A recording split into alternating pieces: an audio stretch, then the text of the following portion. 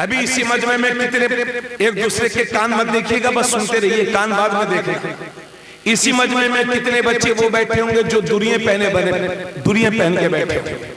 यानी अल्लाह ने अच्छा खासा मर्द बनाया मगर ये औरत बनने की कोशिश कर रहा है। तवज्जो चाहूंगा, हमारा बच्चा 15 साल का हुआ तो हमने 50,000 रुपए का मोबाइल देकर के अपने बच्चों को लफंगा बनने पर मजबूर किया है। 18 साल के हुए हमारे बच्चे, 18 साल का हुआ हमारा बच्चा, भैया से बैठे रहो थोड़ी देर यार चैन से। हाँ, एक तो मैं डिस्टर्ब है, दूसरा आप लोग उठक बैठक करेंगे, गड़बड़ हो रहा।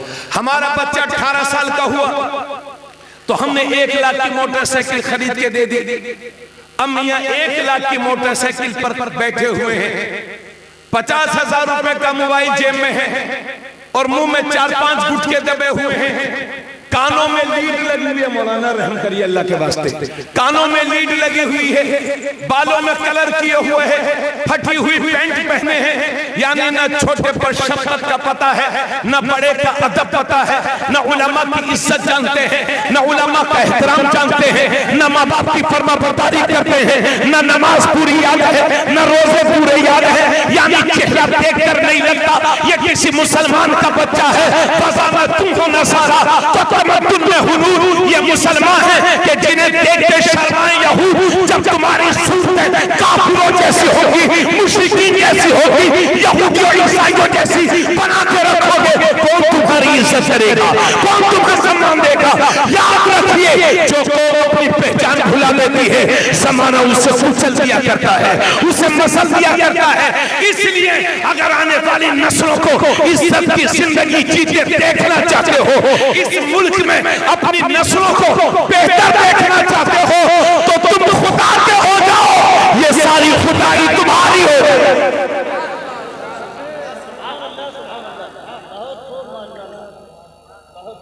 बोलो भाई, मेरी बात समझ में आ रही है कि नहीं आपको? तवज्जो से सुने मेरी बात। हमारे नौजवानों के हाल ये है, आजकल नाम भी 2-2 रख रखे हैं, 2-2। एक साहब का नाम है अब्दुल रहमान। हमने कहा भाई साहब आपका क्या नाम है?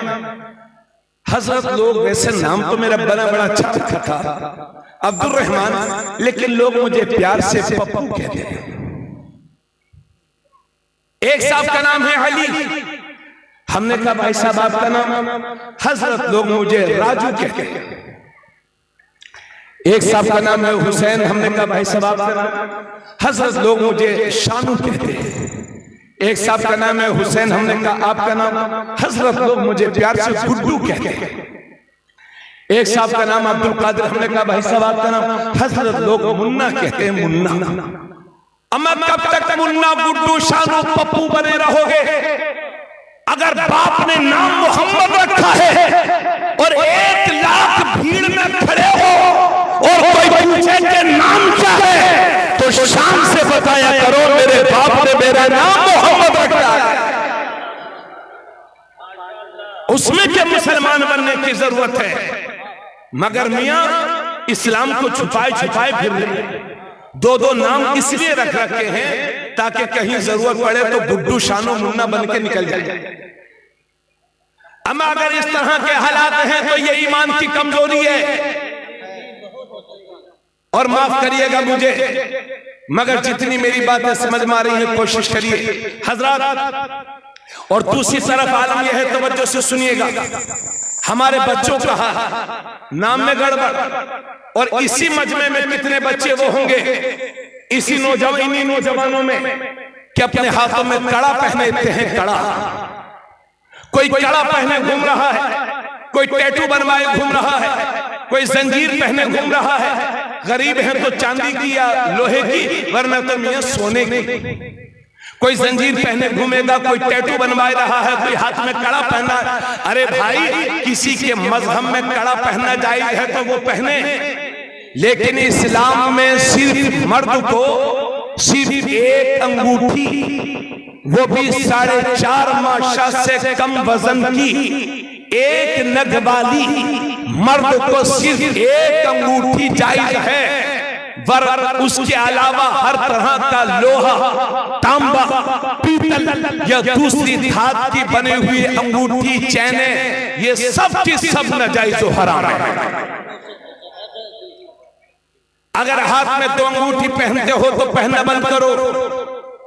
बाज लोग कहते हैं हजरत अजमेर शरीफ से लाए हैं, तो हमें अजमेर शरीफ से लाए हो तो दुकानदार से लाए हो कि ख्वाजा साहब से लाए हो? ख्वाजा का पैगाम वहां की दुकानों में नहीं है, ख्वाजा का पैगाम कुरान और हदीस में है और उनकी किताबों में। बाज लोग छल्ला पहनते के साहब अजमेर शरीफ से लाए हैं, कलिया शरीफ से लाए हैं, मदीना शरीफ से लाए। अरे भाई, मदीने वाले ही ने तो हराम फरमाया है और अल्लाह ने हराम चीजों में शिफा रखी नहीं। तो ये हमारे बच्चे हाथ में कड़ा पहनेंगे और ऐसे हिलाएंगे ताकि दूर से लगे हमें चेहरे से मुसलमान लगो, चेहरे से मुसलमान हो तो मुसलमान बन के जियो। तवज्जो चाहूंगा, पूरे मजमे की, पूरे स्टेज की तवज्जो चाहूंगा। आज के नाजुक दौर में याद रखो मुसलमानों, अगर आज के हालात में हम सुधर गए तो सुधर गए, वरना आने वाला वक्त आपके लिए, हमारे लिए और भी डेंजर हो जाएगा, डेंजर। इसलिए अगर हर मुश्किल से का हल चाहते हो और परेशानियों का खात्मा चाहते हो और इज्जत की जिंदगी चाहते हो तो दामने मुस्तफा में समझ जाओ, दामने मुस्तफा में आ जाओ। इमाम राज़ी फरमाते हैं उलुल अम्र से मुराद उलमाए किराम है, उलमाए दीन है। तो आयत का मेरी ये जितनी बहनें आई हुई हैं, ये मुझे लगता है नेकियां कमाने की नीयत से आई है। लेकिन मेरी बहन, अगर आपकी आवाज अजनबी मर्दों के कानों तक पहुंचेगी तो ये नाजायज और हराम है, आपके नामे अमाल में गुनाह लिखे जाएंगे। औरत की आवाज भी औरत होती है, अजनबी मर्दों के कानों तक नहीं पहुंचनी चाहिए। इसलिए हमारी माँ बहन, आप खामोशी इख्तियार फरमाएं और बैठ करके सुकून से अल्लाह और उसके रसूल की बातें सुने। हजरात, तो आयत का मफहूम ये हुआ कि ए ईमान वालों, अल्लाह की फरमा बरदारी करो, रसूलुल्लाह की फरमा बरदारी करो और अपने उलमा की फरमा बरदारी करो। हजरात, हमारी ये कम नसीबी है कि हमने ना तो अल्लाह की फरमा बरदारी करी, ना तो हमने अल्लाह की फरमा बरदारी की जैसा कि हमें करनी चाहिए, और ना रसूलुल्लाह की फरमा बरदारी करी हम लोगों ने की, और ना ही हमें ऐसे उलमा की सोहबत मिली कि जिनकी सोहबत हमें अल्लाह का मुती और फरमा बरदार बना दे। अपने उलमा से माजरत के साथ कहूंगा, अहले सुन्नत के हिस्से में ऊंची ऊंची टोपियां तो बहुत आई हैं, मगर अल्लाह से डराने वाले दिल बहुत कम आए हैं। और जो अल्लाह से डराने वाले दिल हैं, हम उन लोगों की कदर नहीं करते। हजरात, आज उलमा की दूरी से, सोहबत की दूरी से, सोहबत से दूरी का नतीजा यह है कि हमारी 90% अवाम मुसलमान 5 वक्ता नमाज नहीं पढ़ते। हमारे 25 से 30% नौजवान शराब और नशे के आदी होते जा रहे हैं, बियर पी रहे हैं, नशा कर रहे हैं। ये हमारे 25 से 30% नौजवानों के हाल है। जुआ खेल रहे हैं, शराब पी रहे हैं, हरामखोरी कर रहे हैं। बैठ जा बेटे, बैठ जा, चैन से बैठो सब लोग। इनाम मत लेके आना, बैठो। जो तुम लोगों ने दिया मैंने लिया, बैठे रहो, बस सुन लो। हमारी जेबें भर जाएं और कौम हमारी कुछ न सीख सके तो ऐसे खजाने से हमारा कोई फायदा नहीं। अगर मेरी तकरीर से दो बंदों की इस्लाह होती है तो मैं अपनी नस्लों की मगफिरत के लिए उसे काफी समझूंगा। हजरत, जिस कौम को तालीम के मामले में दुनिया की इमामत करनी चाहिए, आज वही कौम तालीम के मामले में सबसे ज्यादा पिछड़ी हुई है। आज हमारा मिशन ये है, पैसा हो चाहे जैसा हो, हलाल हो कि हराम, हमें इससे कोई मतलब नहीं। जिस शादी को, जिस निकाह को इस्लाम ने निहायत आसान बनाया था, हमने अपनी फजूल खर्चियों से उस निकाह को अपनी समाज के लिए सबसे ज्यादा मुश्किल बना दिया है। ये लोगों, इन हालात से मुसलमानों हमें कैसे बाहर निकलना है? चूंकि जिन हालात से हम गुजर रहे हैं, हमें जरूरत इस वक्त ये है कि अल्लाह के दीन पर, रसूलुल्लाह की शरीयत पर मजबूती से अमल करें और अपनी जिंदगियों में बदलाव लाएं। अपने घर से लेकर अपने कारोबार तक अपनी जिंदगी में निज़ाम मुस्तफा को शामिल कर लें, इंशाअल्लाह हमें कामयाबी मिलेगी। बात समझ रहे हैं आप लोग? क्या यार, थोड़ा सा बातें बहुत गड़बड़, थोड़ा और गुंजाइश, आवाज थोड़ी सी बढ़ा दीजिए और साफ कर दीजिए, थोड़ा सा बेहतर किया है आपने माशाल्लाह। तवज्जो चाहूंगा सारे लोगों की। लेकिन ए लखीमपुर के मुसलमानों, आपको ये भी सोचना है कि कैसे आलिम के पास हमें बैठना है और कैसे आलिम से दूर रहना है, इसका भी आपको ख्याल रखना होगा। हजरत गिरामी, इसी वजह से मेरे नबी ने एक मौके पर फरमाया था, और उससे पहले एक हदीस और बयान कर दूं। हजरत उमर जो सहाबी रसूल हैं, अमीरुल मोमिनीन हैं, खलीफे दौम हैं, उन्होंने हजरत काब से एक बार पूछा था कि सहाबी रसूल, आलिम किसे कहते हैं? आलिम कौन होता है? तो हजरत काब ने जवाब दिया था हजरत उमर को कि आलिम वो होता है जो अपने इल्म पर अमल भी करता हो। हजरत उमर ने पूछा कि सहाबी रसूल, वो कौन सी चीज है कि जो एक आलिम के दिल से इल्म के नूर को निकाल दिया करती है, इल्म के बरकत को खत्म कर दिया करती है? तो हजरत काब ने जवाब दिया था, वो लालच है। लालच, लालच एक ऐसी चीज है जो एक आलिम के दिल से इल्म की रोशनी को निकालेगी, इल्म के बरकत को खत्म करेगी। इसलिए जो मौलवी अमीरों और सेठों की चापलूसी करेगा, दरबारी करेगा, उसके दिल से इल्म का नूर निकलेगा। जो आदमी हरामखोरों, जुआरियों, शराबियों, कबाबियों, सूदखोरों, हराम के कमाए हुए पैसों सेठों की चापलूसी करेगा, उस आलिम के दिल से इल्म का नूर निकलेगा। हाँ हाँ, अगर कोई आलिम किसी मदरसे के लिए या किसी मस्जिद के लिए जाता है तो उसका ये जाना अल्लाह के रास्ते में है, अजर पाएगा। लेकिन जो अपने जाती फायदे के लिए जो आलिम किसी अमीर के दरवाजे पर जाएगा, तो ऐसे आलिम के दिल से इल्म का नूर निकलेगा।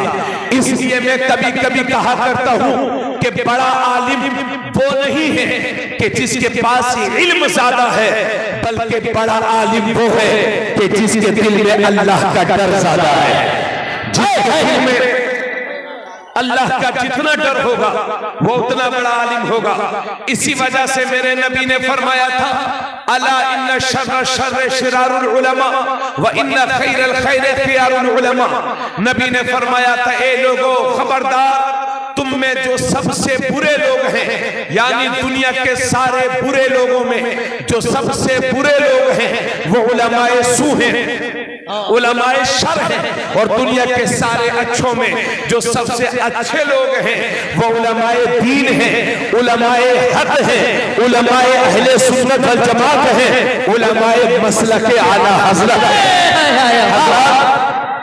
लेकिन आप कैसे जानेंगे कि कौन आलिम शर है और कौन आलिम खैर है?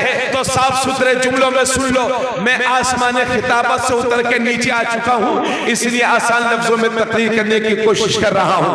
हजरत गिरामी, आप कैसे जानेंगे कि कौन आलिम शर है और कौन आलिम खैर है? और लखीमपुर वालों, ये भी याद रखना, दीन को जितना ज्यादा नुकसान हुआ है ये उलमाए सू की वजह से है, मक्कार उलमा की वजह से हुआ है, और जितना ज्यादा फायदा हुआ है ये उलमाए हक की वजह से हुआ है। ये मुखलिस उलमा की वजह से हुआ है।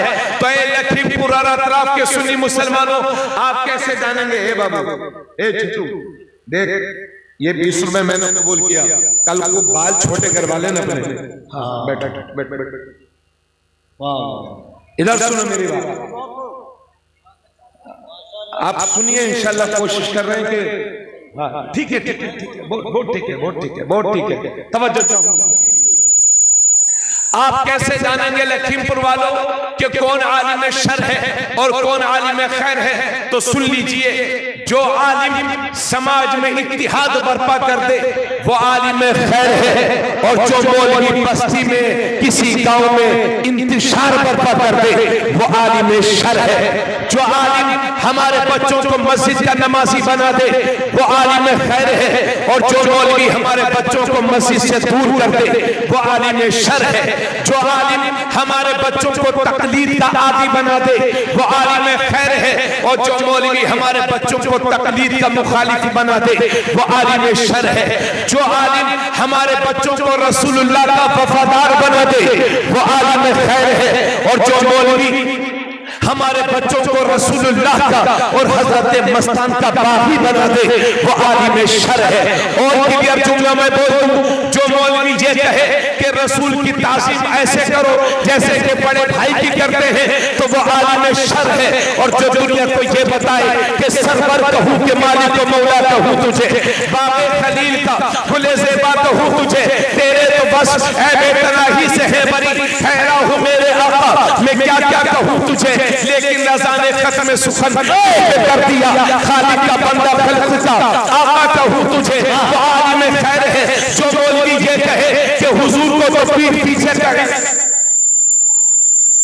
थोड़ी आवाज कम कर दो, जो मौलवी ये कहे ठीक है, जो मौलवी ये कहे कि हुजूर को पीठ पीछे की खबर नहीं, हुजूर को इल्म गैब नहीं है वो आलिम शर है। और जो दुनिया को ये बताए कि और कोई गैब क्या तुमसे निहा हो भला, जब मैं खुदा ही छुपा तुम पे करोड़ों दुरूद वो आलिम खैर है। जो मौलवी ये कहे कि या रसूल अल्लाह कहना हराम है, या रसूल अल्लाह कहना शिर्क है वो आलिम शर है। और जो दुनिया को ये बताए कि दुश्मन अहमद में शिद्दत कीजिए, मुल्हिदों से क्या मुनव्वत कीजिए, गैज़ में जल जाए बेदीनों के दिल, या रसूल अल्लाह की कसरत कीजिए वो आलिम खैर है।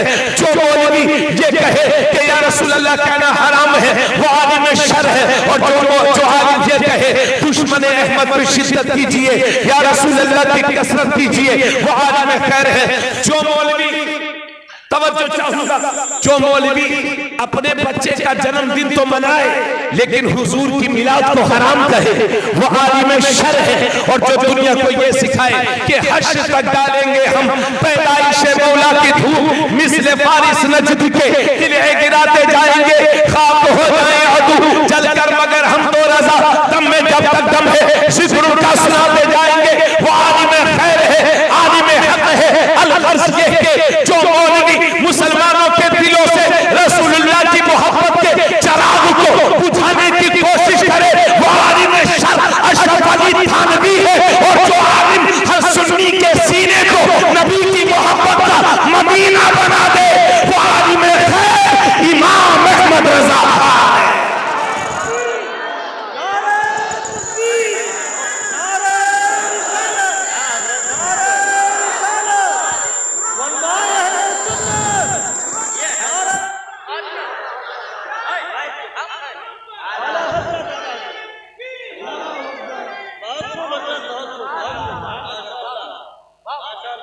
इसलिए उलमाए सू से बचिए।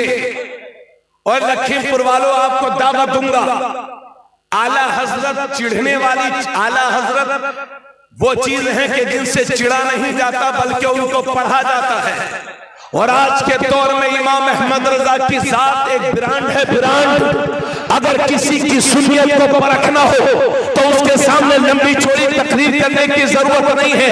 आला हजरत का नाम ले दीजिए, उसके बाद चेहरा देखिए, अगर चेहरे पर 12 बच जाए तो समझ जाओ कि गद्दार मुस्तफा है, और चेहरे पर खुशी का आसार जाहिर हो जाए समझ जाओ कि वफादार मुस्तफा।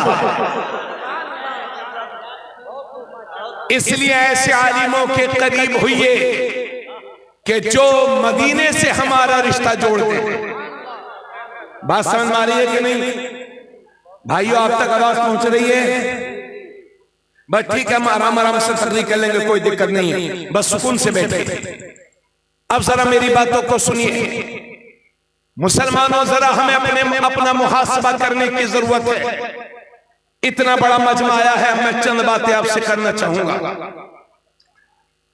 उलमा की सोहबत से दूरी का नतीजा यह है कि जिस कौम को तालीम के मामले में दुनिया की इमामत करनी चाहिए, आज वही कौम तालीम के मामले में सबसे ज्यादा पिछड़ी हुई है। सच्चर कमेटी की रिपोर्ट ये बताती है कि 3 से 4% मुसलमानों में पढ़े लिखे लोग हैं और 96% लोग हमारे बेपढ़े लिखे हैं। जिस कौम में 96% लोग बेपढ़े लिखे होंगे और 3-4% लोग पढ़े लिखे होंगे, उस कौम का ये हश्र नहीं होगा तो और क्या होगा? मेरी बातों को सुन रहे हैं ना आप लोग? अब मेरी बात पर गौर फरमाएं। हमारे देखिए, याद रखिए, जिस कौम के नौजवान मुतहर्रिक और जोशीले होंगे वो कौम जमाने पर राज करती है, हुकूमत करती है। और जिस कौम के नौजवान बुज़दिल होंगे और अपने रास्ते से हटे हुए होंगे वो कौम पस्ती के दलदल में पस्ती जाएगी। अब मैं अपने नौजवानों की बात करता हूं, इतना बड़ा मजमा आया है, आप और फरमाएं और अपने हालात देखें। मुसलमानों, हमारा बच्चा जब 10 साल का हो जाता है तो हम उसके हाथ में 50 रुपए दे देते हैं, जाओ बेटे बालों को कलर करवा लो। तो अब कोई नीला करवा रहा है, कोई पीला करवा रहा है।